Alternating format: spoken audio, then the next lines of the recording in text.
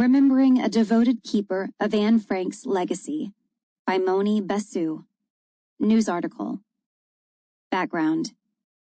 The Anne Frank Foundation, or Anne Frank Fonds, AFF, is a non-profit organization based in Basel, Switzerland. In 1963, Otto Heinrich Frank, Anne's father, founded the organization in order to protect the writings of Anne Frank and her family, and to promote projects in the spirit of Anne Frank's message. Anne's cousin, Buddy Elias, became the head of the foundation and the preserver of Anne's legacy after her father passed away in 1980. About the author. Moni Basu was born in Kolkata, India, and has been a journalist for more than 30 years, spending more than 18 of those years at the Atlanta Journal-Constitution as a reporter and as assistant international editor. Basu has been a reporter at CNN since 2009. Remembering a Devoted Keeper of Anne Frank's Legacy by Moni Basu. Buddy Elias spent much of his life preserving the memory of his cousin, Anne Frank. His death Monday brought back memories for me. We met 3 years ago in an Atlanta hotel conference room. He and his wife, Gertie, were touring the United States to promote a new book. I could tell instantly that he was related to Anne. His face resembled hers so much that it felt almost as though I was meeting her in person.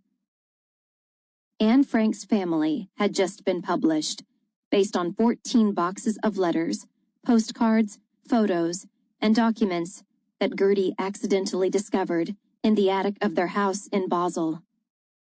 Elias told me that it wasn't just Anne who loved to write. Everyone in the family did. The 6,000 recovered documents told a story of a family torn apart by war and anti-Semitism.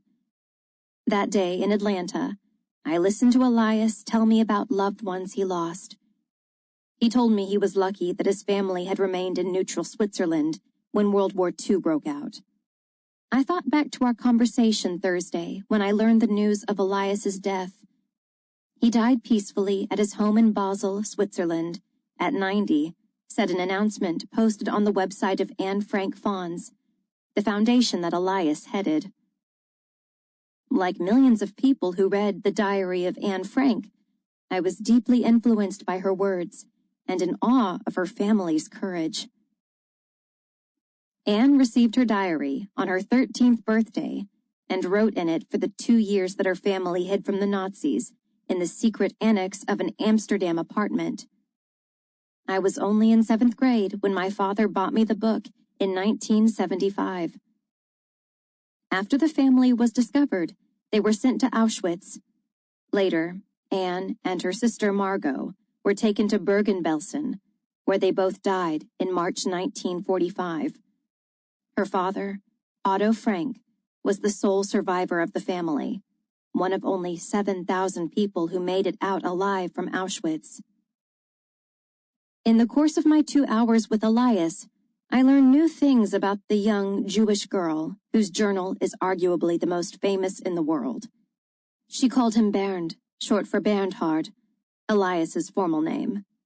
In his youth, Elias was an actor and a skater with Holiday on Ice. He was her first cousin and 4 years older. They adored one another. Bernd, maybe we can skate as a pair together someday, Anne wrote in January 1941 from Amsterdam. But I know I'll have to train very hard to be as good as you are. In another letter, Anne outlined the steps to their skating routine and drew a picture of the blue fur-trimmed dress she would wear when she finally skated with Elias. She never did get to do that, Elias said. On his 17th birthday in 1942, she asked him how it was going with a girl he had met. It was an ordinary letter that one keeps like any other.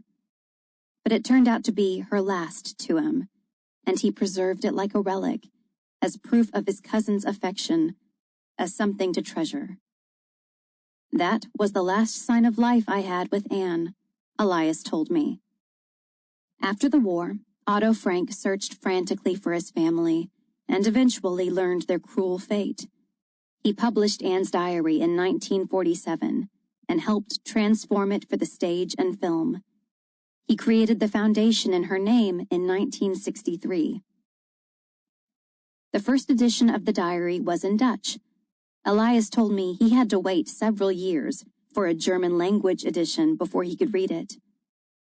That was when he came to truly understand his childhood playmate. By the time he read her words, he had not seen Anne in many years. In his mind, he treasured the image of a spunky girl who loved the Jack-in-the-Box puppet shows Elias staged and played hide-and-seek. Anne, he said, was always good at hiding. I wondered whether he caught the irony of his own words. Otto Frank kept alive his daughter's legacy until he died in 1980 and passed on that role to Elias. He was devoted to the task until the day he died. In 2012, he helped create the Frank Family Center in Frankfurt, where archives of his extended family will be made accessible to the public, according to the Anne Frank Foundation. Elias was my closest personal encounter with a girl who opened my eyes to the cruelty of this world. Anne Frank never gave up on humanity, despite everything she endured. It was her goodness that amazes every reader of her diary. In Elias, I saw that same goodness.